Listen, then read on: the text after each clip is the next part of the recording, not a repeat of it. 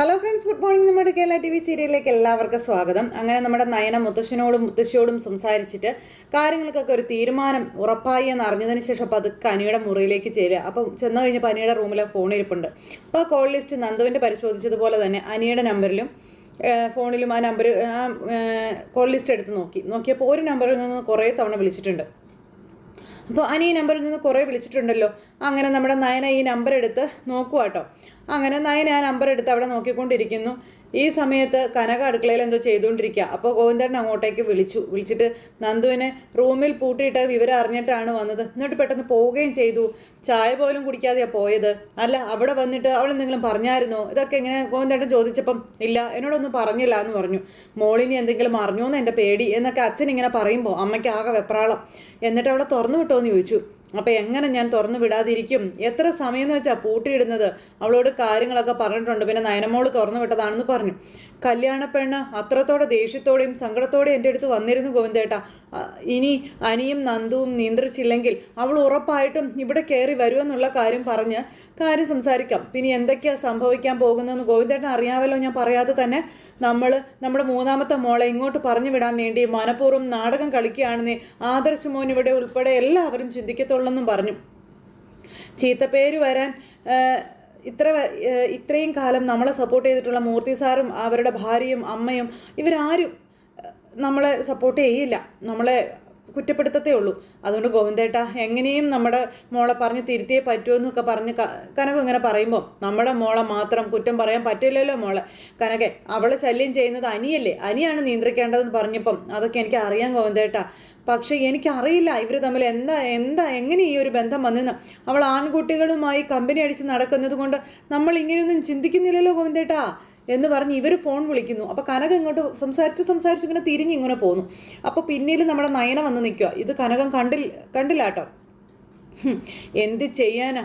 ശരി എന്നാ ഇനി തല്ലിയിട്ടോ പൂട്ടിയിട്ടിട്ടൊന്നും കാര്യമില്ല, സമാധാനമായിട്ട് അവളോട് പറയേണ്ട രീതിയിലൊന്ന് പറഞ്ഞു നോക്കാമെന്ന് പറഞ്ഞു. അപ്പോൾ ശരിയെന്നും പറഞ്ഞു കനകം. ഏതായാലും തൽക്കാലം നയനമോൾ ഇതൊന്നും അറിയരുതെന്ന് പറഞ്ഞു. നല്ല സംശയത്തോടെയാണ് അവൾ ഇവിടുന്ന് പോയെന്ന് പറഞ്ഞപ്പം ഇവിടെ തിരിച്ചു വന്നപ്പോൾ എനിക്കും അങ്ങനെ തോന്നി. എന്തായാലും ഞാനായിട്ടൊന്നും പറയുന്നില്ല എന്നൊക്കെ പറഞ്ഞപ്പം ശരി കനകയെന്നും പറഞ്ഞു ഫോൺ ഒന്ന് കട്ട് ചെയ്തിട്ട് കനകം തിരിയുമ്പോൾ കാണുന്നത് നയനയാണ്. അപ്പോൾ അമ്മ അച്ഛനോട് പറഞ്ഞതൊക്കെ ഞാൻ കേട്ടു. ഇനി അമ്മ എൻ്റെ മുന്നിൽ കിടന്ന് ഉരുളൊന്നും വേണ്ടാന്ന് പറഞ്ഞു. അപ്പോൾ ഞാനതിന് എന്ത് പറഞ്ഞു എന്ന് ചോദിച്ചപ്പോൾ അമ്മ എന്താ പറഞ്ഞതെന്ന് അമ്മയ്ക്ക് അറിയില്ലേ എന്ന് ചോദിച്ചു. എന്തിനാ അമ്മ ഇങ്ങനെ ഒരു നാടകം കളിക്കുന്നതെന്ന് നയന ചോദിക്കുക. കനകാന്തരത്തിന് ടെൻഷൻ അടിക്കാൻ തുടങ്ങി. നന്ദുവിൻ്റെ മൊബൈലിൽ അനിത എന്നൊരു കോൾ വന്നിട്ടുണ്ടായിരുന്നു. അത് അവളുടെ ഫ്രണ്ടാണെന്ന് അവൾ എന്നോട് പറഞ്ഞത്. ഇന്ന് ഞാൻ ചെന്ന് മൊബൈൽ നോക്കിയപ്പോൾ മനസ്സിലായി ഈ അനിത അനിയാണെന്നുള്ളതെന്ന് പറഞ്ഞപ്പം പറഞ്ഞ് തലയാട്ടുക. പിന്നെ ഞാനൊന്നും ചോദിക്കാൻ നിന്നില്ല, നേരെ ഇങ്ങോട്ടേക്ക് പോരുകയായിരുന്നു. ഇപ്പോൾ അച്ഛനോട് അമ്മ സംസാരിക്കുന്നത് കേട്ടപ്പോൾ എനിക്കെല്ലാം മനസ്സിലായെന്നും നന്ദു അമ്മയോട് പറയാം. നന്ദുവിന് അടുപ്പമുള്ളത് അനിയോടാണല്ലേ എന്ന് ചോദിച്ചപ്പോഴത്തേക്കും കനക ഓരോ ഒറ്റ കരച്ചിൽ. നമ്മൾ എന്ത് ചെയ്യും മോളെന്ന് ചോദിച്ചു. എത്ര പറഞ്ഞിട്ടും പെണ്ണിന് മനസ്സിലാകുന്നില്ല മോളെ, അതുപോലെ എനിക്കും മനസ്സിലാകുന്നില്ല എന്നിങ്ങനെ പറയുമ്പോൾ എൻ്റെ അമ്മ ഇതുപോലെയുള്ള കാര്യങ്ങളൊക്കെ എന്തിനാ അച്ഛനും അമ്മയും മനസ്സിൽ വെച്ചുകൊണ്ട് നടക്കണത്? ഇത് എന്നോട് പറയണ്ടേന്ന് ചോദിച്ചു. അത് കേട്ടപ്പോൾ ഇനിയിപ്പോൾ നമ്മൾ എന്ത് ചെയ്യും മോളെന്ന് ചോദിച്ച് കനകം ചോദിക്കുക. അപ്പോൾ ഇനി ഒന്നും ചെയ്യാനില്ല, നന്ദുവിനെ പറഞ്ഞ് തിരുത്തണമെന്ന് നമ്മുടെ നയന പറയുന്നു. പക്ഷേ എത്ര പറഞ്ഞിട്ടും അവളും അനിയും തമ്മിൽ വീണ്ടും കാണുന്നുണ്ട് മോളെ. അങ്ങനെ ഇനി ഒരിക്കലും കാണാൻ പാടില്ല. പ്രത്യേകിച്ച് അനാമിക ഇതറിഞ്ഞ സ്ഥിതിക്കുന്ന നമ്മുടെ നയന പറയുക കേട്ടോ. ആ കൊച്ച് സമനില തെറ്റിയതുപോലെ നടക്കുന്നത് എന്ന് പറഞ്ഞപ്പോൾ പിന്നെ സമനില തെറ്റാതിരിക്കുമോ? കല്യാണം എല്ലാം ഫിക്സ് ചെയ്ത് അവരിങ്ങോട്ട് വരേണ്ട സമയമായി. ആ നേരത്താണോ അനിയും നന്ദും ഒക്കെ പിള്ളേര് കളിക്കുന്നതെന്ന് നയന അമ്മയോട് ചോദിക്കുക. അവരെ തമ്മിൽ നല്ല സുഹൃത്തുക്കളാണെന്നാണ് ഞാൻ വിചാരിച്ചത്. ഞങ്ങളും അങ്ങനെ തന്നെയാണ് വിചാരിച്ചത് മോളെ. പക്ഷേ ഇതിനിടയിൽ ഇങ്ങനെ ഒരു ചതി ഉണ്ടാകുമെന്ന് ഒരിക്കലും പ്രതീക്ഷിച്ചില്ലെന്ന് കനകം പറയുന്നു. പക്ഷേ ഇതെങ്ങാനും എല്ലാവരും അറിഞ്ഞാൽ ഇവിടെ ഉണ്ടാകുന്ന ഭൂകമ്പം എന്താകുമെന്ന് അമ്മയ്ക്ക് അറിയാമോ എന്നൊക്കെ നയന ഇങ്ങനെ ചോദിക്കുന്നുണ്ട്. നമ്മളെല്ലാവരും പ്ലാൻ ചെയ്ത് നടത്തുന്ന ഒരു ഡ്രാമയാണെന്ന് എല്ലാവരും പറയുകയുള്ളൂ എന്നും പറഞ്ഞു. ഏതായാലും ഇത് ഞാൻ അറിഞ്ഞതായിട്ട് ഹനി അറിയേണ്ടെന്ന് നയന പറഞ്ഞ് ഇവിടെ നന്ദുവിനെയാണ് കാര്യങ്ങളൊക്കെ പറഞ്ഞ് മനസ്സിലാക്കേണ്ടതെന്നും നേരത്തെ അനാമിക ഇങ്ങോട്ടേക്ക് വന്നത് ഇതേപ്പറ്റി സംസാരിക്കാനായിരുന്നല്ലേ എന്ന് നയന ചോദിച്ചപ്പം അതേന്ന് പറഞ്ഞു. അപ്പോൾ പോലും അമ്മ ഇത് എന്നോട് പറഞ്ഞില്ല. അമ്മ എന്നോട് പറഞ്ഞിരുന്നെങ്കിൽ ഇത് ഇത്രയും വഷളാകില്ലായിരുന്നു. ഇനിയും ഈ ഒരു പ്രശ്നം പറഞ്ഞ് അനാമിക ഈ വീട്ടിലേക്ക് കയറി വരാൻ പാടില്ല. അങ്ങനെ വന്നാൽ ശരിയാവില്ല. അതിന് നന്ദു വിചാരിച്ച മാത്രമേ സാധിക്കൂ എന്ന് പറഞ്ഞു. അപ്പം മോൾ എന്താ ചെയ്യാൻ പോണേന്ന് ചോദിച്ചപ്പോൾ അതൊന്നും അമ്മ അറിയണ്ട, ഇനി കല്യാണത്തിൻ്റെ അന്നല്ലാതെ നന്ദു അനിയും തമ്മിൽ കാണാൻ പാടില്ലെന്ന് നമ്മുടെ നയന തീരുമാനിച്ചുറപ്പിക്കുന്നു. അങ്ങനെ ആ ഒരു തീരുമാനവുമായിട്ട് നമ്മുടെ നയനെ അങ്ങനെ ഇറങ്ങുന്ന സമയത്താണ് ആദർശ് അവിടെ ഇരിക്കുന്നത്. ആദർശിൻ്റെ അടുത്ത് വന്ന് നമ്മുടെ നയനെ ഇങ്ങനെ വിഷമിച്ചിരിക്കുന്നു. അപ്പോൾ നയനെ വിഷമിച്ചിരിക്കുന്നത് കണ്ടപ്പോൾ ആദർശ് നയനെ ഇങ്ങനെ ശ്രദ്ധിക്കുന്നുണ്ട് കേട്ടോ. അപ്പോൾ നയന ഇരുന്ന് കരയുക. അങ്ങനെ കരയുമ്പോൾ എനിക്കിവിടെ ഒരു ആവശ്യമുള്ളപ്പോൾ എനിക്ക് എന്തെങ്കിലും കൊണ്ടുതരാൻ ആരുമില്ല, അല്ലെങ്കിൽ ആവശ്യമില്ലാത്തപ്പോഴും ബ്ലാക്ക് ടീ ആയിട്ട് വന്നോളും. ഇപ്പോൾ ബ്ലാക്ക് ടീ ഇല്ല വൈറ്റ് ടീ ഇല്ലെന്നും പറഞ്ഞുകൊണ്ട് നമ്മുടെ ആദർശ് ഇരുന്ന് പറഞ്ഞു. പക്ഷെ നയൻ ഇതൊന്നും ശ്രദ്ധിക്കുന്നില്ല കേട്ടോ. നയൻ ഇങ്ങനെ ആകെ വല്ലാത്തൊരു മാനസികാവസ്ഥയിൽ ഇരിക്കുക. അപ്പോൾ ആദർശ് അത് ശ്രദ്ധിച്ചു. ആദർശിന് മനസ്സിലായി നയനയ്ക്ക് എന്തോ മാനസികമായിട്ട് വിഷമമുണ്ടെന്ന്. അതേ എന്നും പറഞ്ഞു വിളിച്ചു. ഞാൻ പറയുന്നത് വല്ലതും നീ കേൾക്കുന്നുണ്ടോ എന്ന് ചോദിച്ചപ്പം ആദർശേട്ടൻ എന്താ പറഞ്ഞേന്ന് ചോദിച്ചു നയന. ഓ നീ ഏത് ലോകത്താ, നിനക്ക് എന്താ പറ്റിയത് എന്നൊക്കെ ഇങ്ങനെ ചോദിച്ചപ്പം എനിക്കൊന്നും പറ്റിയില്ല എന്ന് പറഞ്ഞു. പക്ഷേ നീ എവിടെയാണെങ്കിലും നിൻ്റെ മനസ്സ് മറ്റെവിടെയോ ആണെന്ന് ആദർശ് ഇങ്ങനെ നയനയോട് പറയുമ്പം എല്ലായ്പ്പോഴും എല്ലാവരുടെയും മനസ്സ് ഒരുപോലെ നന്നായിരിക്കണമെന്നില്ലല്ലോ എന്ന് പറഞ്ഞു. ഇവക്കിതെന്താ പെട്ടെന്ന് പറ്റിയേ, ഇനി കടുപ്പിച്ചെന്തെങ്കിലും പറഞ്ഞ് പോയിക്കളഞ്ഞാലോ എന്നൊക്കെ ആദർശ് ഇങ്ങനെ അവിടെ നിന്ന് ചിന്തിക്കുവാണേ. അതെ, മനസ്സിനകത്തെ എന്തെങ്കിലും ഭാരം ഉണ്ടെങ്കിൽ അത് മറ്റുള്ളവരോടൊക്കെ ഒന്ന് പറയാം എന്ന് ആദർശ്. അങ്ങനെ മനസ്സിലുള്ളത് പറഞ്ഞാൽ അതിന് പോസിറ്റീവായിട്ട് എടുക്കുന്നവരുടെ അടുത്ത് പറഞ്ഞിട്ടല്ലേ കാര്യമുള്ളൂ, അല്ലാത്തവരോട് വെറുതെ വായിട്ട് അലച്ചിട്ട് ഒരു കാര്യമില്ല എന്ന് നമ്മുടെ നയനെ അന്നേരം പറഞ്ഞു. അപ്പം നിനക്ക് പ്രശ്നങ്ങളുണ്ടല്ലേ എന്ന് ആദർശ് ചോദിച്ചപ്പം പ്രശ്നങ്ങളില്ലാത്ത മനുഷ്യരാരാ, ഞാനായിട്ട് ഒന്നും ഉണ്ടാക്കിയിട്ടില്ല ഇതുവരെ, പക്ഷെ പല പ്രശ്നങ്ങളും മനസ്സറിയാതെ എന്നെ തേടി വരികയാണെന്ന് നമ്മുടെ നയന പറഞ്ഞപ്പോൾ നീ വീട്ടിൽ പോയിട്ട് വന്നതിന് ശേഷമാണല്ലോ ഈ കുഴപ്പം മൊത്തം. അപ്പോൾ എനിക്ക് മാത്രമല്ല ആദർശേട്ടൻ്റെ അനിയനുമുണ്ട് ഒരുപാട് പ്രശ്നങ്ങൾ എന്നിങ്ങനെ പറഞ്ഞപ്പോൾ ആദർശ് ഇങ്ങനെ നോക്കുക. കല്യാണം അടുക്കും തോറും അത് വേണ്ട വേണ്ട എന്ന് അനി പറഞ്ഞുകൊണ്ടിരിക്കുകയാണെന്നുള്ള കാര്യം നയന. എന്നിട്ട് അതിനെപ്പറ്റി ആദർശേട്ടൻ അന്വേഷിച്ചോ എന്നിങ്ങനെ ചോദിച്ചപ്പോൾ അതിപ്പോൾ പ്രത്യേകിച്ച് അന്വേഷിക്കേണ്ട കാര്യമൊന്നുമില്ല, അവന് പെട്ടെന്ന് കല്യാണം വേണ്ട, അത് അവൻ മുത്തച്ഛനോട് പോലും പറഞ്ഞു കഴിഞ്ഞതാണ്, അതെന്തായാലും പരിഹരിക്കാൻ പറ്റുന്ന കാര്യമല്ല എന്ന് ആദർശ് പറയുകയും ചെയ്തു. അതിനപ്പുറം അവനെന്തെങ്കിലും പ്രശ്നമുണ്ടോ എന്ന് ചോദിച്ചപ്പം അതെന്നോടാണ് ചോദിക്കേണ്ടതെന്ന് നയന ചോദിക്കുക തിരിച്ച്. എന്തായാലും ഇനി കുറച്ച് ദിവസത്തേക്ക് എൻ്റെ മൈൻഡ് ഇങ്ങനെ ആയിരിക്കുമെന്ന് പറഞ്ഞ നയന, എന്നെക്കാളും കൂടുതൽ ഞാൻ മറ്റുള്ളവരെ സ്നേഹിക്കുന്നത് കൊണ്ട് ചില നേരത്ത് എനിക്ക് എന്നെ തന്നെ നിയന്ത്രിക്കാനായിട്ട് കഴിയുന്നില്ല എന്നുള്ള കാര്യമൊക്കെ പറഞ്ഞു.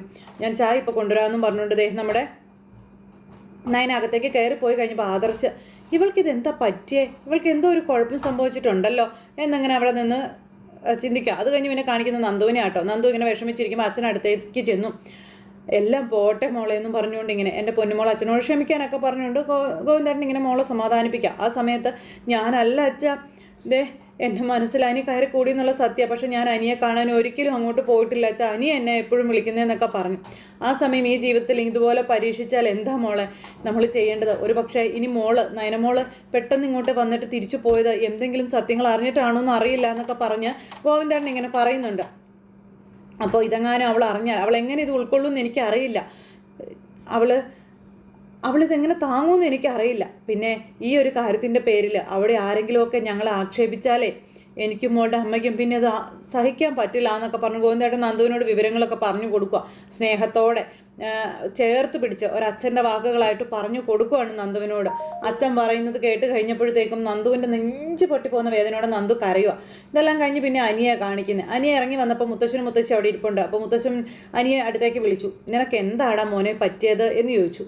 എല്ലാവരെയും വിഷമിപ്പിക്കാനാണോ നിൻ്റെ തീരുമാനം എന്ന് ചോദിച്ചു. അപ്പോൾ അത് പിന്നെ മുത്തശ്ശ, ഞാൻ കല്യാണം ഇത്രയും പെട്ടെന്ന് വേണ്ടെന്നാ പറഞ്ഞോളൂ, അത് ഞാൻ പറഞ്ഞാലും ചോദിച്ചപ്പം എഴുന്നേറ്റ് പോടാ എന്നും പറഞ്ഞു മുത്തശ്ശൻ ഭയങ്കരമായിട്ട് അങ്ങോട്ട് ഷൗട്ട് ചെയ്ത് സംസാരിക്കുന്നു.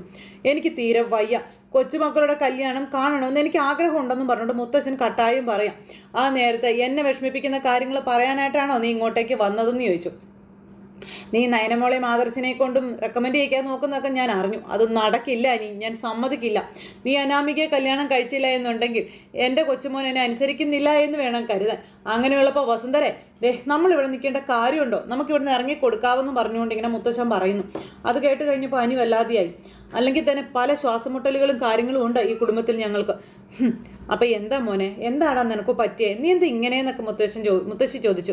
മുത്തശ്ശനെ നീ ഇങ്ങനെ ധിക്കരിക്കാറില്ലല്ലോ, പിന്നെ എന്താണെന്ന് ചോദിച്ചപ്പം ഞാൻ ധിക്കരിച്ചതൊന്നുമല്ല മുത്തശ്ശി, പിന്നെ നീ ഇപ്പോൾ ഈ കല്യാണം നീട്ടി വെക്കാൻ പറയുന്നതോ ആ ചടങ്ങ് ഇപ്പം നടത്തുന്നതും പിന്നെ നടത്തുന്നതും തമ്മിൽ എന്താണോ വ്യത്യാസം, അതിന് എന്തെങ്കിലും വ്യത്യാസം നിനക്ക് പറയാൻ പറ്റുമോ എന്ന് ചോദിച്ചു മുത്തശ്ശൻ. നിന്റെ മനസ്സിൽ എന്തെങ്കിലും ഉണ്ടെങ്കിൽ അത് നീ തുറന്നു പറയുക വേണ്ടത്, അല്ലാതെ ഇങ്ങനെ ഇരുന്ന് കാണിക്കുകയല്ല വേണ്ടതെന്ന് പറഞ്ഞപ്പോൾ നീ ആരെങ്കിലും സ്നേഹിക്കുന്നുണ്ടോ മോനെ എന്ന് ചോദിക്കുന്ന സമയത്ത് നമ്മുടെ നയന അങ്ങോട്ടേക്ക് വന്നു. അപ്പോൾ ഇനിയിപ്പോൾ അനി എന്തെങ്കിലും പറയുമെന്നുള്ളൊരു പേടിയാണ് പാവം നയനയ്ക്ക് വേഗം മനസ്സിലേക്ക് കയറി വന്നത്. നയനയാണെന്നുണ്ടെങ്കിൽ അത് കേൾക്കാൻ ആ ഒരു ഇതിലിങ്ങനെ നിൽക്കുന്നു. അതാണോ നീ ഒന്നും തുറന്ന് പറയാത്തതെന്നൊക്കെ മുത്തശ്ശൻ ചോദിക്കാം. ഇവൻ്റെ മനസ്സിൽ ഇനി ആരുമില്ല, ആരും വരാൻ പാടില്ല. അങ്ങനെ ഉണ്ടായിരുന്നെങ്കിൽ ഞാൻ അനാമിക മോളുടെ അച്ഛന് വാക്കു കൊടുക്കുന്നതിന് മുന്നേ പറയണമായിരുന്നു. ഇതിപ്പോൾ അതെല്ലാം കഴിഞ്ഞ് കല്യാണം വിളിയും കഴിഞ്ഞ കല്യാണ തീയതി അടുത്തു. ആ സമയത്ത് ഇവൻ ആരെയെങ്കിലും ഇഷ്ടമാണെന്ന് പറഞ്ഞാൽ അതിന് കഴുത്തിറക്കുന്നതിന് തുല്യ. അങ്ങനെയുള്ള കൊച്ചുമക്കളെ എനിക്ക് വേണ്ട എന്ന് മുത്തശ്ശൻ തർപ്പിച്ച് പറഞ്ഞപ്പോൾ അനി വീണ്ടും പെട്ടു. മുത്തശ്ശൻ അവിടെ കിടന്ന് ഉറഞ്ഞു തുള്ളുവാണ്. എനിക്കിപ്പോൾ ഈ വിവാഹം കഴിച്ചു കഴിഞ്ഞാൽ എൻ്റെ മനസ്സിൻ്റെ താളം മൊത്തത്തിൽ തെറ്റുമെന്ന് അനി പറഞ്ഞപ്പോൾ, നിൻ്റെ മനസ്സിൻ്റെ താളം തെറ്റിയാൽ അത് പരിഹരിക്കാൻ ഇവിടെ ആൾക്കാരുണ്ട്, അതെന്താ നീ മനസ്സിലാക്കാത്തതെന്ന് ചോദിച്ചു. ഇന്ന് കുട്ടികളുടെ കല്യാണശേഷം താളം തെറ്റാത്ത വീടുകൾ കുറവാണ്. ഇവിടെ തന്നെ നീ കണ്ടില്ലേ എന്ന് ചിക്കുമുത്തശ്ശൻ ഇങ്ങനെ പറയാം. അനാമിക മോളും കൂടി ഈ വീട്ടിലേക്ക് വന്നാൽ ഈ വീട്ടിൽ സ്വർഗമായി മാറുമെല്ലാം എന്നും പറഞ്ഞ് മുത്തശ്ശൻ ഇങ്ങനെ പറയുമ്പം നയനമോളുടെ കാര്യം തന്നെ നോക്കുക. ദേ നിന്റെ ഏട്ടത്തിയെ എന്തോരം ശാസിക്കുകയും ശിക്ഷിക്കുകയും ഒക്കെ ചെയ്തു നിന്റെ വല്യമ്മ. എന്നിട്ടും നയനമോൾ ഇവിടെ പിടിച്ചു നിന്നില്ലേ? ഇപ്പോൾ അവൾ കുറച്ച് ഒതുങ്ങിയിട്ടുണ്ടെങ്കിലും നേരത്തെ എന്തായിരുന്നു സ്ഥിതി എന്നൊക്കെ ചോദിച്ചു. അപ്പോൾ അനി, എല്ലാ ആൺകുട്ടികളും പെൺകുട്ടികളും ഒരേ സ്വഭാവക്കാരായിരിക്കില്ല എന്നും അതിൽ വളർത്തുഗുണം എന്ന് പറയുന്നത് ഒരു പരിധിവരെ സ്വാധീനിക്കുമെങ്കിലും അതിനപ്പുറമാണ് അവരുടെ തലവര ജാതകം എന്ന് പറയുന്നത്. ഈ വീട്ടിൽ തന്നെ നീയും ആദർശും നന്നായില്ലേ? നിങ്ങളെ വളർത്തിയതുപോലെ തന്നെയാണ് അഭിയയും വളർത്തിയത്. എന്നിട്ട് അവൻ തലതിരിഞ്ഞു പോയില്ലേ? അതിൻ്റെ കാരണം എന്താ നീ ചിന്തിച്ചിട്ടുണ്ടോ എന്ന് ചോദിച്ചു. അവൻ്റെ ജാതകത്തിൽ എഴുതി വെച്ചിട്ടുണ്ട്, പിന്നെ അത് ഒരിക്കലും മാറ്റാനായിട്ട് പറ്റില്ല എന്നും പറഞ്ഞിട്ട് മുത്തശ്ശൻ ഇങ്ങനെ പറയാം. അപ്പോൾ മുത്തശ്ശൻ അനിയോട് പറയുന്ന രഹസ്യങ്ങളെല്ലാം മറിഞ്ഞു നിന്ന് കേൾക്കുന്ന നമ്മുടെ നയന ഞെട്ടി ശരിക്കും പറഞ്ഞു കഴിഞ്ഞിട്ടുണ്ടെങ്കിൽ. മുത്തശ്ശൻ്റെ ഉള്ളിൽ ഇത്രത്തോളം കാര്യങ്ങളൊക്കെ ഉണ്ടല്ലോ എന്നുള്ള ആ ഒരു ഇത്. ഒരു മനുഷ്യൻ എന്താണെന്നുള്ളത് അവൻ്റെ ഗ്രഹനിലയ്ക്ക് കൂടി പങ്കുണ്ട്. ജനിച്ച സാഹചര്യവും ചുറ്റുപാടും അതൊരു ചെറിയ മാറ്റങ്ങളൊന്നും അല്ല വരുത്തുന്നതെന്നൊക്കെ പറഞ്ഞു. പിന്നെ പ്രവൃത്തി കൊണ്ട് ചില മാറ്റങ്ങളൊക്കെ വന്നിരിക്കും, പക്ഷേ അതൊന്നും പൂർണ്ണമല്ല എന്നും പറഞ്ഞു. അതുകൊണ്ട് ഇനി ഇതിൻ്റെ പേരിൽ ഒരു ചർച്ച വേണ്ട. കല്യാണ ദിവസം കല്യാണ പയ്യനായി സന്തോഷത്തോടെ കതിർമണ്ഡപത്തിൽ കയറാൻ നീ തയ്യാറായിക്കോളാൻ പറഞ്ഞു. അതിന് യാതൊരു മാറ്റവും ഇല്ല അനിയെന്നും പറഞ്ഞു മുത്തശ്ശനും മുത്തശ്ശി അവിടെ നിന്ന് പോയി. അനി പെട്ടു. അത് കഴിഞ്ഞപ്പോൾ മുത്തശ്ശനും മുത്തശ്ശിയും അനിയെക്കുറിച്ചുള്ള കാര്യങ്ങൾ ഇങ്ങനെ പറയാം. അപ്പോൾ അവൻ്റെ ഇപ്പോഴത്തെ മാനസികാവസ്ഥയൊന്നും ആരും പരിഗണിക്കേണ്ട, അതൊക്കെ മാറി വന്നോളൂ എന്ന് പറഞ്ഞ് ഇവരിങ്ങനെ പറയുന്നു. ഈ സമയത്ത് നയനയാണെങ്കിൽ അവിടെ ഇരുന്ന് ഭയങ്കര കരച്ചിൽ. അപ്പോൾ ജലജയും ദേവയാനിയും കൂടെ നയനയെ ചൊറിയാനായിട്ട് അങ്ങോട്ടേക്ക് വന്നു. എന്താടി നിനക്ക് പറ്റിയതെന്ന് ചോദിച്ചപ്പോൾ വന്നതേ അവൾ നല്ല സപ്രപഞ്ചക്കെട്ടിൽ കയറി ഇരിക്കുക, ഇതാണെന്നൊക്കെ പറഞ്ഞ് വലിയ ആൾ കളിക്കുകയാണെന്നൊക്കെ പറഞ്ഞ് ജലജ പറഞ്ഞപ്പം ഒരാളെ ഇതുപോലെ കുത്തി നോവിക്കരുത് അപ്പച്ചി എന്ന് പറഞ്ഞുകൊണ്ട് നമ്മുടെ നയനെ അന്നേരം പറഞ്ഞു കേട്ടോ. അപ്പോൾ നീ കരഞ്ഞത് എന്തിനാടി? നീ എന്തിനാ കരഞ്ഞത്? നീ കരഞ്ഞെന്നുള്ളത് സത്യമാണല്ലോ, അത് ചോദിച്ചതിന് നീ എന്തിനാ ഇത്രയൊക്കെ വലിയ ഇതായി പറയുന്നതെന്ന് ചോദിച്ചു. അന്നേരം ദേവയാനി, ഞാൻ എന്നെക്കുറിച്ച് ഓർത്തോ എൻ്റെ ഭാവിയെക്കുറിച്ച് ഓർത്തോ ഒരിക്കലും കരയാറില്ല എന്ന് നയന പറഞ്ഞു. ദേവയാനിക്ക് പിടിച്ചില്ല. ഞാൻ സ്നേഹിക്കുന്നവർക്ക് എന്തെങ്കിലും തകർച്ച ഉണ്ടാകുമ്പോൾ മാത്രമേ എനിക്ക് വിഷമം വരുമെന്നും നമ്മുടെ നയന പറയാട്ടോ. പരിശുദ്ധ പതിവ്രത സ്ത്രീരത്നം, ഈ പേരിൽ ഏതെങ്കിലും ഒന്ന് ഇവളെ വിളിക്കാം അല്ല ഏട്ടത്തി എന്നിങ്ങനെ ജലജ ചോദിച്ചപ്പോൾ, അങ്ങനെയൊക്കെ വിളിക്കാൻ വേണ്ടി ഞാനൊന്നും ചെയ്യാറില്ല എന്ന് നയന പറഞ്ഞു. എനിക്ക് അങ്ങനെ ഒരു പേരിൻ്റെ ആവശ്യവും ഇല്ലാന്ന്. നീ സ്നേഹിക്കുന്നത് നിന്റെ വീട്ടുകാരെയല്ലേ, അവരെ ഓർത്തിട്ടാണോ നിന്റെ വേദന എന്ന് ദേവയാനി ചോദിച്ചപ്പോൾ, നിന്റെ ചേച്ചി വീണ്ടും വേറെ ഏതെങ്കിലും പുളിങ്കൊമ്പ് തേടി പോയെന്ന് ചോദിച്ചപ്പം, എൻ്റെ ചേച്ചിയും ഞാനും ഒന്നും അങ്ങനെ തേടി പോകുന്നവരല്ല എന്ന നേരം നയനയും പറഞ്ഞു. അവിടെ തെറ്റ് ചെയ്തത് അപ്പച്ചിയുടെ മകനാണോ എന്ന് ഞങ്ങൾക്ക് സംശയമുണ്ടെന്ന് പറഞ്ഞപ്പോൾ, ഞങ്ങൾക്കൊക്കെയെന്ന് പറയണ്ട, നിനക്ക് നേരെ ചേച്ചിക്കൊന്ന് നീ പറഞ്ഞാൽ മതി എന്ന് ജലജ. പിന്നെ നിന്നെയൊക്കെ വളർത്തി വഷളാക്കിയ നിന്റെ അമ്മയ്ക്കും. നിർമ്മലിനെ പോലീസ് അന്വേഷിച്ചുകൊണ്ടിരിക്കുക, അവനെ അറസ്റ്റ് ചെയ്ത് കഴിയുമ്പോൾ അറിയാം എന്താ സംഭവിച്ചതെന്നുള്ള കാര്യം പറഞ്ഞപ്പം ഞാനും പറഞ്ഞിട്ടുണ്ട് ആദർശിനോട് അവൻ എങ്ങനെയെങ്കിലും തേടി പിടിക്കാൻ പോലീസിനോട് പറയണമെന്ന്. അഭിയാണോ നവ്യാണോ കുറ്റം ചെയ്തതെന്ന് അപ്പം അറിയാവല്ലോ എന്ന് ദേവയാനിയുടെ വകയൊരു സംസാരം. എൻ്റെ മോൻ കാണാൻ പാടില്ലാത്ത ഫോട്ടോസ് കണ്ടിട്ടും അതൊക്കെ ക്ഷമിച്ചു കഴിഞ്ഞു, ഇനിയിപ്പോൾ അതിൻ്റെ പിന്നാലെ നടക്കേണ്ട കാര്യമുണ്ടോ എന്ന് ജലജ ചോദിച്ചപ്പം, ഞങ്ങൾക്ക് അങ്ങനെയൊന്നും തോന്നിയിട്ടില്ല. എന്നെയും എൻ്റെ ചേച്ചിയെയും വിമർശിക്കുകയും എന്നിട്ട് തെറ്റ് ചെയ്യുന്നവരെ കണ്ടെത്തുന്ന കാര്യം പറയുമ്പോൾ ഇതുപോലെ സംഭവം തണുപ്പിക്കാൻ ശ്രമിക്കുകയും ചെയ്യുന്നത് എന്തുകൊണ്ടാണെന്ന് തലയിൽ ആഴ്ത്താമസമുള്ളവർക്ക് മനസ്സിലാകാവുന്നതേ ഉള്ളൂന്ന് നയന പറഞ്ഞു. അങ്ങനെ നയന കയറി വന്ന് എല്ലാത്തിൻ്റെയും പരിപ്പെടുക്കുകയാണ് ശരിക്കും അവിടെ. അത് ഇതിൻ്റെ ഇടയിൽ നിർമ്മൽ പിടിക്കപ്പെട്ട തൊട്ടു പിറകെ ചിലരും ഇവിടെ പിടിക്കപ്പെടും, അങ്ങനെ ഒരു ഭയമാണ് നിങ്ങൾക്കൊക്കെ എന്ന് നയന പറഞ്ഞപ്പം, ഞങ്ങൾക്ക് ഒരു ഭയവും ഇല്ലടി, ഒരു ഭയവും ഇല്ല. പിന്നെ പോലീസുകാർ വീട്ടിൽ കയറി ഇറങ്ങുന്നത് നല്ല പ്രവണതയൊന്നുമല്ല, അതുകൊണ്ട് പറഞ്ഞതാ. അതിന് ഇതുവരെ പോലീസുകാർ ഇങ്ങോട്ട് വന്നിട്ടില്ലല്ലോ എന്ന് നയന അന്നേരം പറഞ്ഞു. അനന്തപുരിയിൽ നിന്ന് ആരെങ്കിലും വിളിച്ചു പറഞ്ഞു കഴിഞ്ഞാൽ അത് ഗൗരവത്തിലെടുക്കുന്ന പോലീസാണ് ഈ നാട്ടിലുള്ളതെന്ന് എല്ലാവർക്കും അറിയാവുന്ന കാര്യമാണെന്ന് പറഞ്ഞപ്പോൾ അത് ഇവള് പറഞ്ഞത് ശരിയാ ജലജെ.